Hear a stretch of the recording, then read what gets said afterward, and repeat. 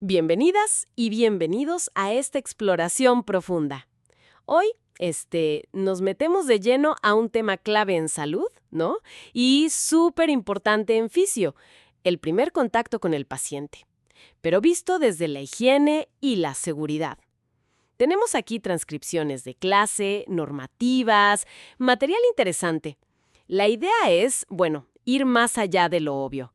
Queremos entender bien esas prácticas de higiene, de seguridad, que son la base, pero también ver por qué son tan cruciales y dónde puede fallar la cosa, ¿no? Aunque parezca rutina. Vamos a ver qué encontramos. Exacto. Justo ahí está el meollo, ¿no? Vamos a desmenuzar cómo estas cositas, desde el lavarse las manos, que parece tan simple, hasta identificar bien al paciente o cómo hablamos con él, cómo todo eso construye, pues, una atención segura. Y como dices, aguas con que se vuelva automático y le perdamos el rigor. Ahí es donde empiezan los problemas, con la confianza. A ver, empecemos por el principio. Lo que marcan como la acción número 1. El lavado de manos. Suena, pues sí, básico, pero el impacto es gigante, ¿verdad? Más para nosotros en fisio que las manos son, bueno, la herramienta principal. Totalmente. Es fundamental.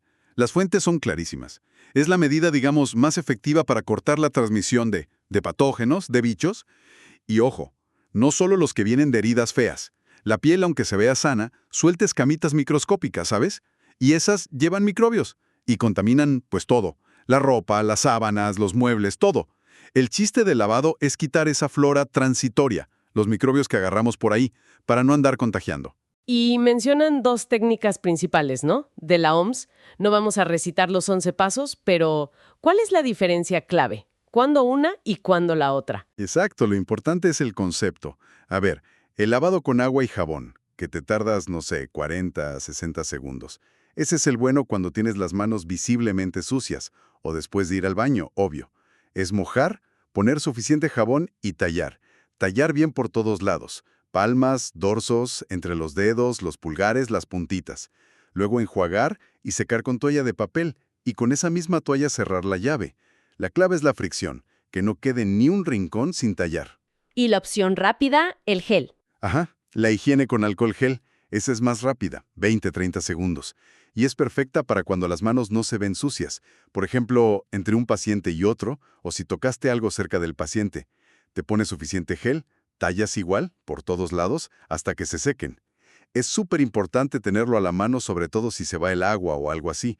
Pero eso sí, no reemplaza el agua y jabón si sí están sucias, ¿eh? Oye, y algo que me llamó la atención es que hacen mucho énfasis en los errores, después de lavarte.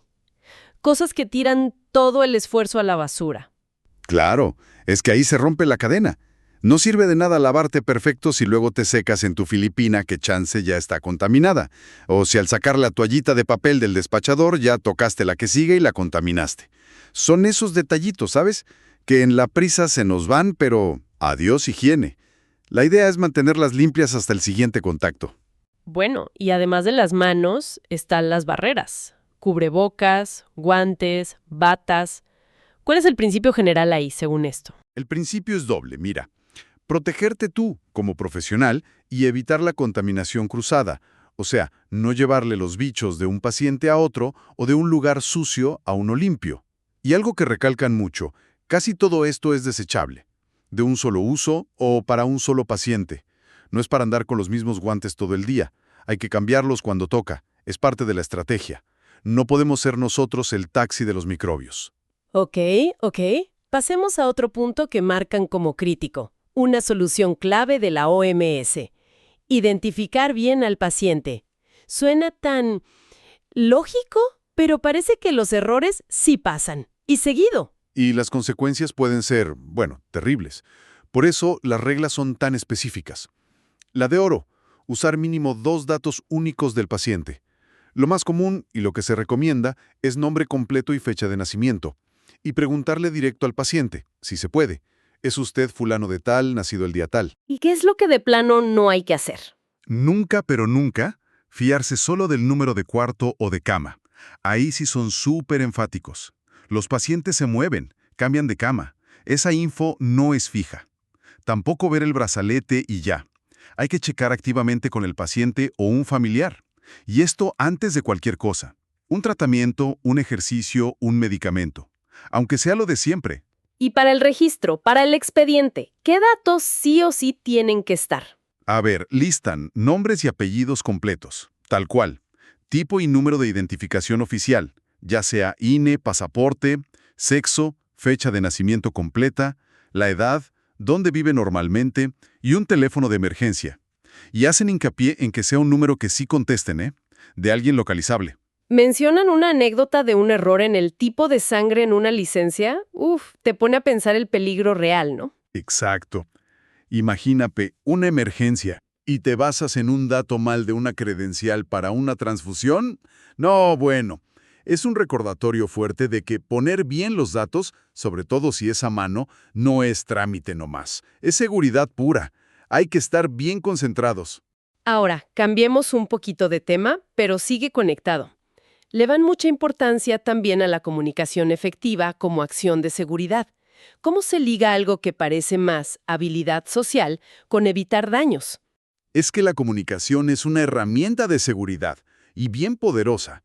Actúa en varios niveles, fíjate.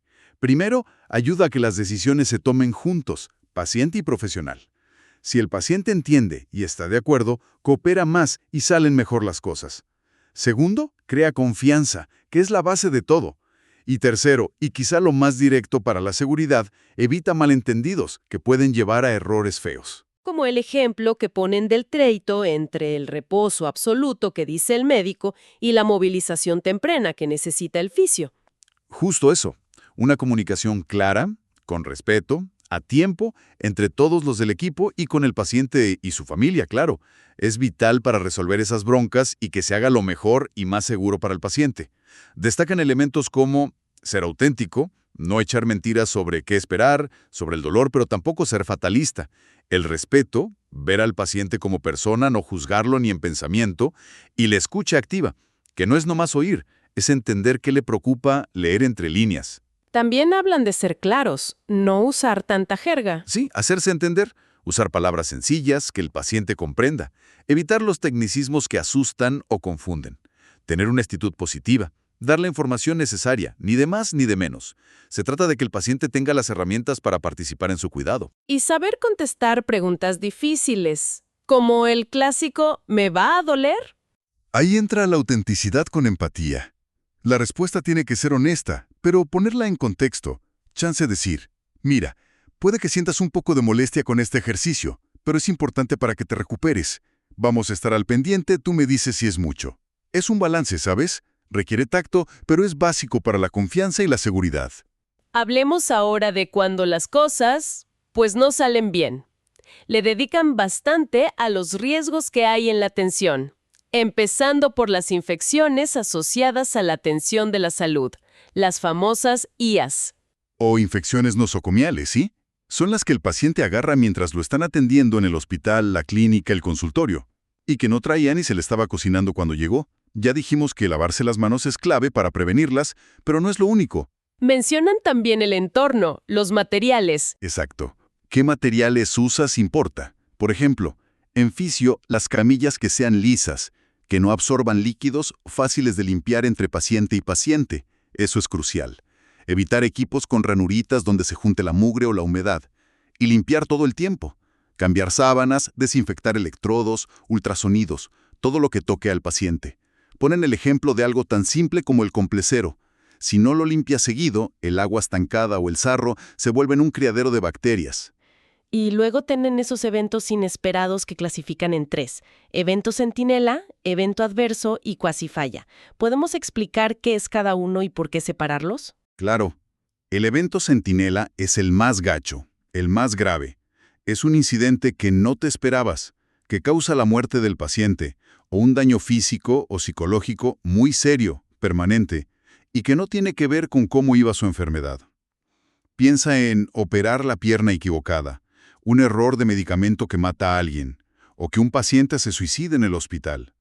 Se llaman centinelas porque son como una sirena, una alarma roja que te dice, aguas, algo falló gacho en el sistema. Hay que investigar a fondo para que no vuelva a pasar.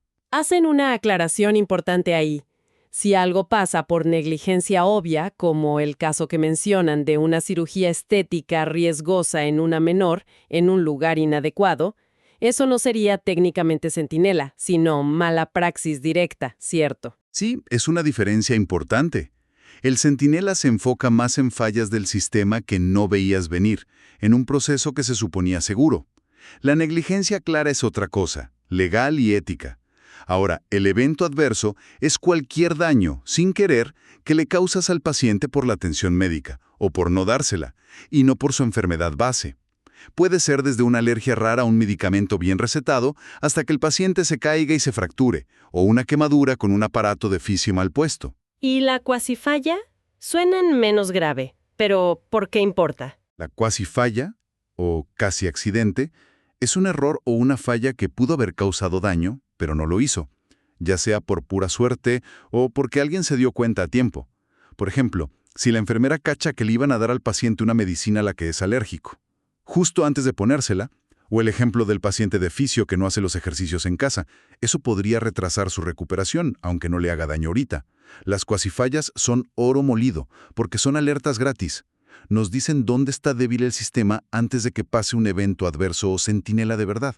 Citan un dato que a mí me pareció brutal, que a nivel mundial 4 de cada 10 pacientes sufren algún evento adverso y que la mayoría se podrían evitar. Es un dato que te pega, ¿eh? Y te dice por qué todo esto es tan importante. No son cosas raras. Y la clave para evitarlo es aprender. Por eso los sistemas para reportar y analizar estos eventos son vitales. No para buscar culpables, sino para entender qué falló en el proceso y cómo arreglarlo. Y todo esto, al final, cae en un concepto que presentan como básico, la cultura de seguridad del paciente. ¿Qué quiere decir eso en la práctica? La cultura de seguridad es, pues, mucho más que tener un manual bonito. La definen como los valores, las creencias, las actitudes, los comportamientos que todos comparten en un hospital o clínica, y que ponen la seguridad del paciente como lo más importante, como responsabilidad de todos. Se basa en el, primero, no hacer daño. O sea, no basta con que cada quien haga bien su chamba por su lado. No, necesitas que desde el director hasta el personal de limpieza estén comprometidos. Que haya formas de ver los riesgos, que se trabaje en equipo, que se hable claro. Y algo súper importante, crear un ambiente donde la gente pueda decir, me equivoqué, o casi me equivoco, sin miedo a que los castiguen. Es pasar de buscar culpables a aprender juntos. Construir esa cultura es un trabajal, pero es la base para mejorar de verdad la seguridad. Ya para ir cerrando, tocan rápido un tema muy práctico, pero esencial también. El manejo de residuos peligrosos biológico-infecciosos, los RPBIs. Si mencionan la norma oficial mexicana, la NOM 087, que es la que dice cómo hacerle aquí en México, y es vital, porque esos residuos, sangre, cultivos, tejidos, agujas usadas, etc., son un riesgo biológico cañón si no los manejas bien. La norma te dice cómo separarlos, en qué botes o bolsas especiales van, rojas, amarillas, rígidos para agujas, cómo guardarlos temporalmente seguros, y aparte, y luego cómo los recogen y tratan empresas especiales para desecharlos bien. Es otra pieza del rompecabezas de la seguridad general. Sin duda, si manejas mal los RPBI, puedes infectar al personal, a los de la basura, hasta contaminar el ambiente. Asegurarse de que se cumpla esa norma es otro básico no negociable en cualquier lugar donde se atienda gente, desde un consultorio chiquito hasta un hospital enorme. Y aplicarla bien, sabemos, tiene sus retos de logística y de que todos sepan cómo hacerlo. Bien, pues recorrimos bastante. Si tuviéramos que sacar la esencia de lo que nos dicen estas fuentes sobre ese primer contacto y la seguridad, ¿cuál sería el mensaje clave? Que la seguridad del paciente no es una sola cosa, ni una lista de tareas. Es un sistema, ¿sabes? Complejo, que se mueve, con muchas capas. Empieza con que cada uno esté consciente y haga lo suyo. Lavarse las manos, identificar bien, hablar claro. Pero se apoya en procesos bien pensados, en un lugar seguro y sobre todo en una cultura de equipo que le da prioridad a la seguridad y que siempre está aprendiendo. Y que hay que estar siempre alertas, no caer en la rutina. Exacto. No es solo seguir los pasos del manual, es entender el porqué de cada cosa. Mantener esa conciencia situacional, le dicen. Preguntarte siempre, ¿qué podría salir mal aquí? ¿Cómo lo evito? Es un compromiso de estar atento todo el tiempo, porque el riesgo siempre anda por ahí.